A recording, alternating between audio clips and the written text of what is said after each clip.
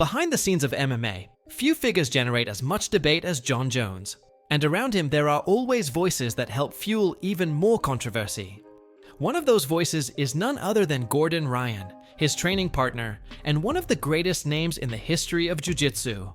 Known as the king of the discipline, Ryan not only accumulates titles, but also the reputation of being straightforward and controversial in his statements, especially when the subject involves doping in the sport. During Jon Jones's brilliant career in the UFC, problems with banned substances became a recurring part of the narrative surrounding his legacy. For many fans, this is the reason why, despite his unquestionable talent, Jones cannot be unanimously considered the greatest of all time. And in fact, the issue of performance-enhancing substances has always been present in MMA, with many athletes being caught over the past decades. Today, the landscape seems to have changed significantly. Athletic commissions and USADA itself have tightened protocols, and the number of cases has decreased compared to the so-called steroid era in the sport. But Gordon Ryan believes that this change is not as real as it appears. In his view, the testing cannot completely contain elite athletes, since those with more money and access to top professionals will always find a way to get around the rules. It is important to remember that Ryan never hid his own use of steroids throughout his jiu-jitsu career. Unlike many who prefer to deny it, he has always spoken openly about the topic. In addition, his relationship with Jon Jones is not superficial. During the preparation for the fights against Cyril Gane and Stipe Miocic, Jones brought Ryan in to help sharpen his ground game, reinforcing the confidence he had in his expertise. And it was precisely after spending so much time alongside MMA fighters that Gordon Ryan decided to lay out his opinion on the current landscape. He stated that, although there are anti-doping tests in promotions like the UFC, steroid use remains very much present, especially among the sport's biggest names. When you have testing, especially in a sport like MMA for example, where the lowest level guys aren't really paid that much money. So, you have a guy that's just made it to the UFC, and he's making $12,000 to show and $12,000 to win. $24,000 you have to go through a whole camp. You've got to pay for all the expenses. You have to bring in all these training partners. You've got to pay for your coaches. Fly the coaches out.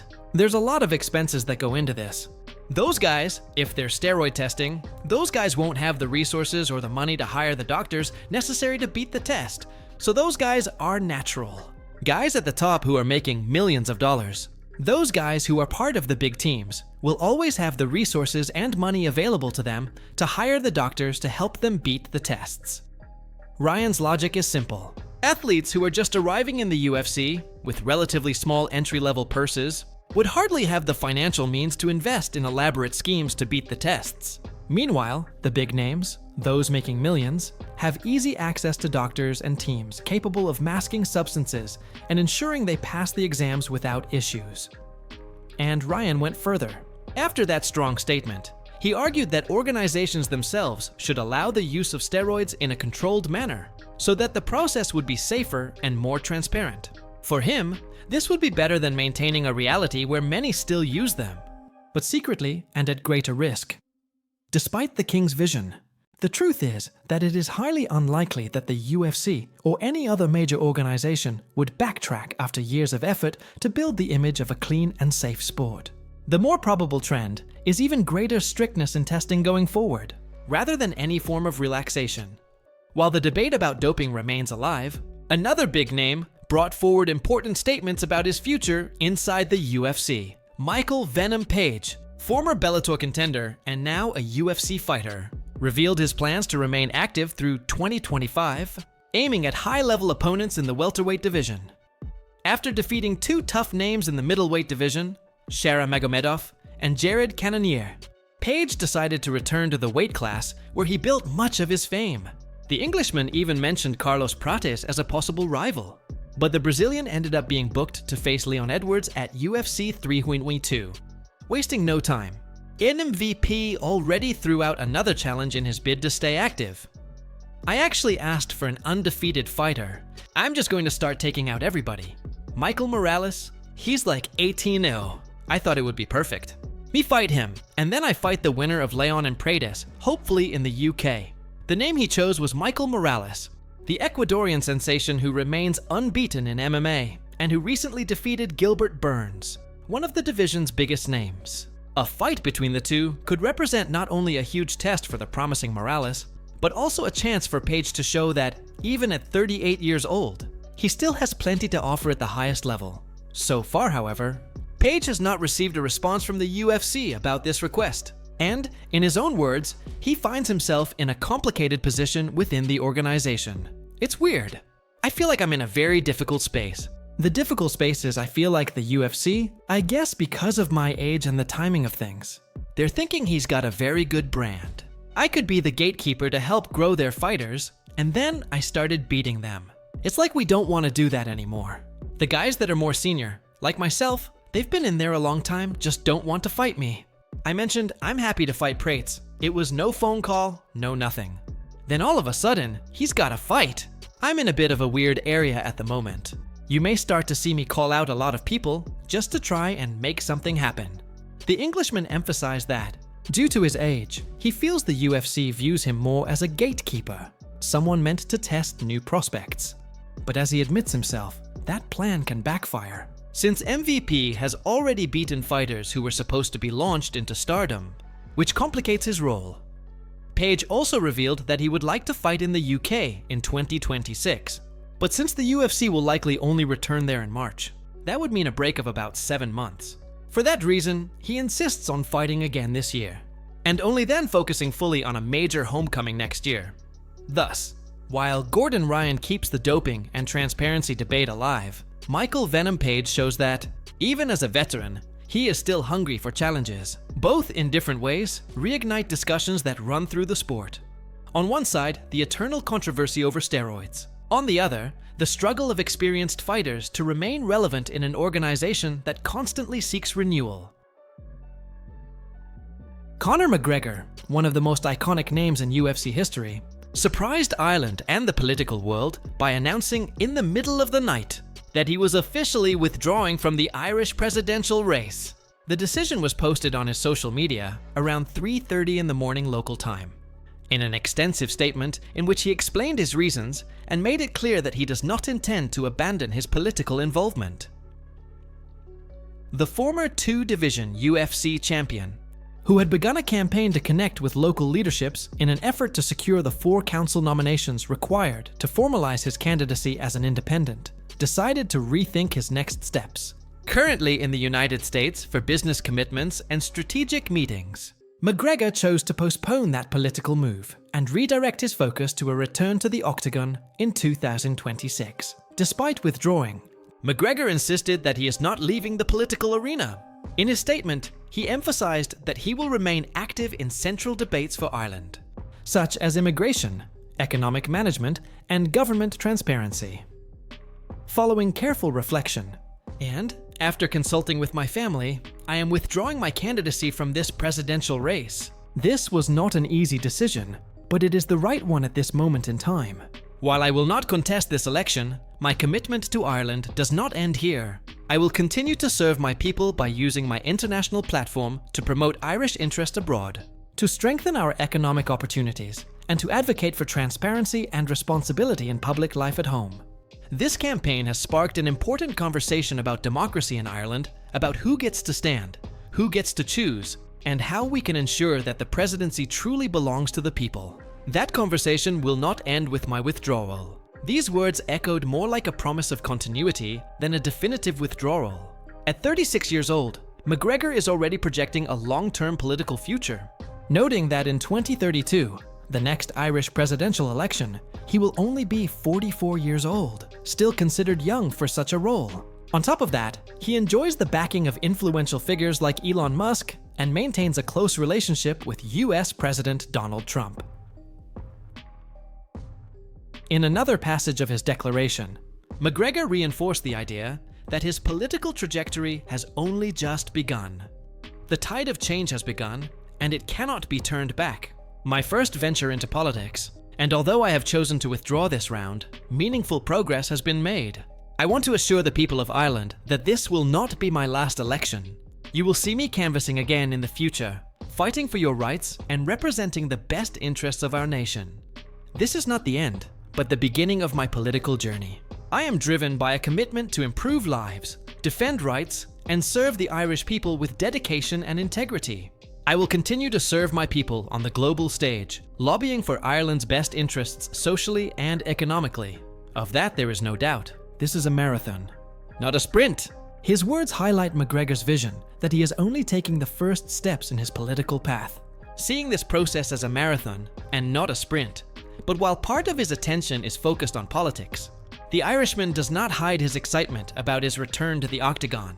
Out of action since the trilogy against Dustin Poirier in 2021, when he suffered a severe leg fracture, McGregor went through another frustration after breaking his toe while preparing for the fight with Michael Chandler. These injuries prolonged his absence in an unexpected way. But now, with Donald Trump's historic announcement of a UFC event at the White House in 2026, he already has in mind where and when he wants to make his big return. I'm ecstatic. The Mac is back, and what better event than to grace the White House lawn for a straightener? What I do best.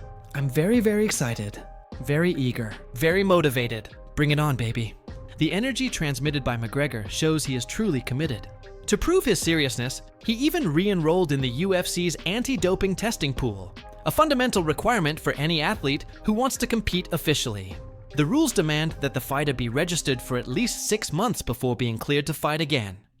UFC CEO Dana White himself has already declared in interviews that he believes in McGregor's return, and that he should, in fact, fight on the White House card. Even so, White emphasized that he only intends to start booking fights beginning in February 2026, leaving plenty of room for speculation about potential opponents.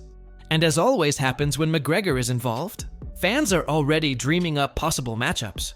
Michael Chandler, with whom the Irishman shared a season of The Ultimate Fighter but never fought, is one of the most mentioned names. The rivalry between the two remains unresolved, and the historic White House stage would be the perfect place to settle it. In his most recent statement, McGregor made it clear that he is absolutely determined to be part of the historic 2026 card. I'm very happy that it's June. It was on in July, now it's a month earlier. Even better, bring it to April, why not? Let's celebrate the birthday early. I celebrate my birthday months in advance. That's a definitely I'm fighting at the White House, for sure. That's my event. That's my event for sure.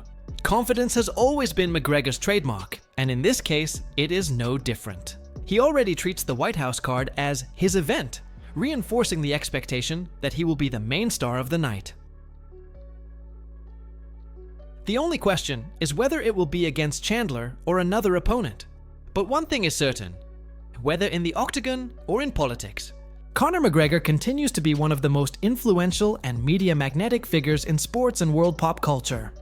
The moment has come for the grand finale of this story, and I want you to hold on tight, because this chapter contains all the ingredients that make the MMA world so addictive. Controversy, power, broken promises, and that unpredictability that only Conor McGregor and Jon Jones can deliver. And when we add to that the historic stage of the White House, and mix in explosive statements from Gordon Ryan and Michael Venom Page, the result is a narrative tailor-made to leave any fan's head spinning. Think about it. Gordon Ryan is not just another voice commenting on doping. We are talking about the king of jiu-jitsu, a man who has always preferred to say what no one else dares. When he bluntly claims that the sport's biggest stars continue to use steroids, and that in practice, money always finds a way to beat the tests, he isn't just poking MMA. He is dropping a bomb right in the middle of the credibility debate. And more than that, Ryan does not hide. He himself has always admitted to his use. It's as if he were saying, I do it, you all do it, but I'm the only one with the guts to admit it. And that's the provocation. Do fans prefer to believe in a 100% clean sport, or face the possibility that the biggest stars still play with hidden cards? And into this scene steps Jon Jones, the eternal paradox.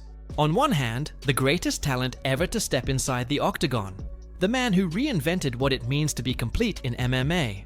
On the other, the fighter who has accumulated suspensions, controversies, and that eternal stigma of untrustworthy that even Dana White no longer bothers to hide. When Gordon Ryan talks about doping, inevitably the shadow falls on Jones, because whether he likes it or not, that ghost follows his career. And here's the provocation. Even if Jones manages to return, will the public ever look at him without that stain? Or is it already written that his legacy will forever carry an asterisk? On the other side, we have Michael Venom Page, a veteran who refuses to accept a supporting role. At 38, he not only keeps winning, but also annoys the UFC itself by derailing plans to turn new names into stars. His frustration at being treated as a gatekeeper exposes a cruel dilemma. To what extent does the organization truly value older but still dangerous fighters? MVP, with his irreverence and unique style, refuses to be discarded. He wants Morales, he wants Pratis, he wants anyone who will put him at center stage. And do you see the pattern? While Ryan talks about a sport that cheats behind the curtains, Page shows the toughness of the business game inside the octagon. Two realities that collide and reveal how MMA is far more than just fighting. And then there's Conor McGregor, the ultimate master of narrative. In the middle of all this, the Irishman decides to quit the presidential race, but not to disappear. Rather, to reignite his flame in the octagon.